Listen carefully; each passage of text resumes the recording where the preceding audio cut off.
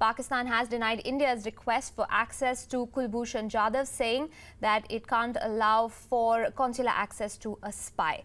Now, the Pakistan Foreign Secretary Tehmina Janjua said, and I quote, "Pakistan has agreed to give India the access to important prisoners, but not spies.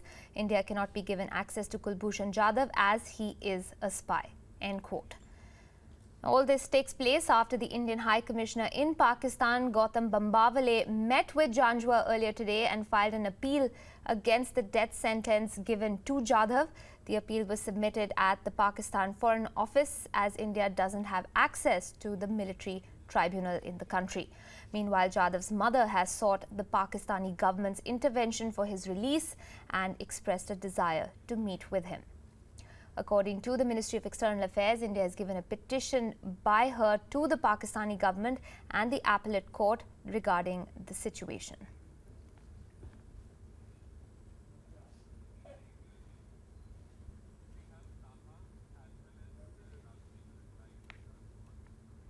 All right, to give us more perspective on both the India and Pakistani angle, I'm joined live on the broadcast by my colleagues Taha Siddiqui, WION's Pakistan Bureau Chief, and of course India reporter and senior correspondent Raghavendra Rao joining in on the conversation. Taha, I'll come to you first. So now it seems that consular access is completely out of the picture as far as Ms. Janjua's statement goes. What sort of conversation does that leave for the Indian side, keeping in mind what Bambawale did earlier today by putting in that request with the Pakistani Foreign Office?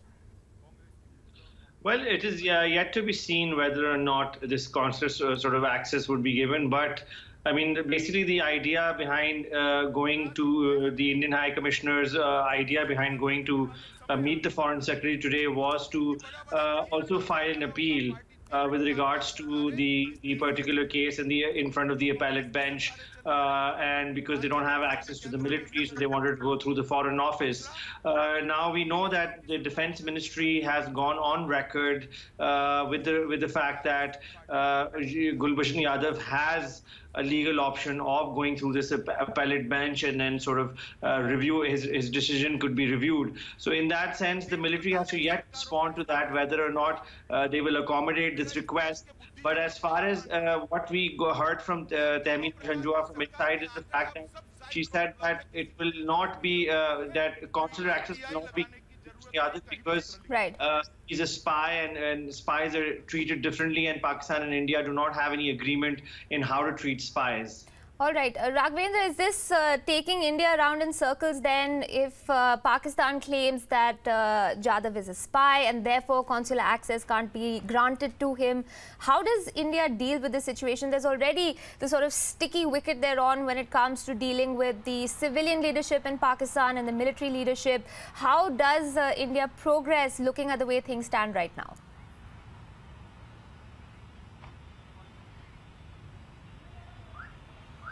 Well, absolutely. I mean, it has become a very complicated situation because the basic assertion from the Indian side so far has been that Mr. Kulbhushan Jadhav is not a spy and he's not associated with the research and analysis wing at all, India's external espionage agency.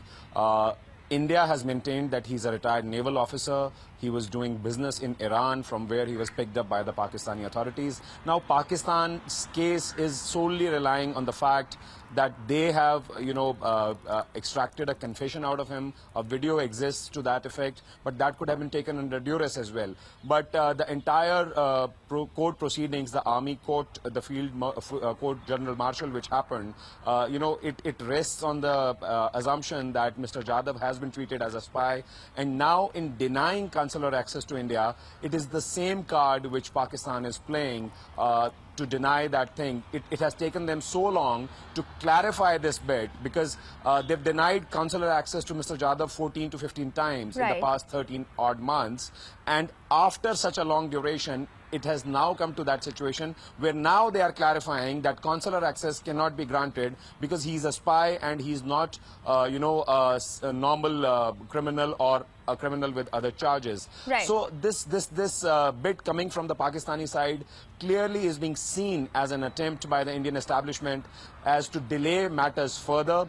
it is like going in circles, as you rightly said, Right. and it'll take some doing on the Indian side to to be able to resolve the situation and retrieve the situation from its current status. Raghavendra, also, we've heard talk and murmurs about the International Court of Justice. We've not seen it explored, really speaking, so far by the Indian side of things. But do you feel that, keeping in mind this sort of circumventing that is taking place on Pakistan side, that we might actually see India explore other options, the ICJ for one?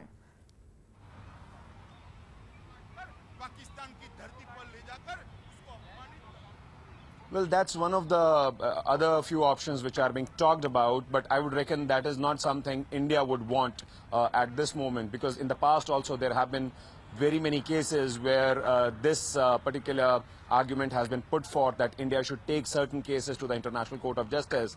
But herein we must not forget that during all these instances, during the history India and Pakistan have shared, Pakistan's attempt has always been to internationalize the issues between India and Pakistan.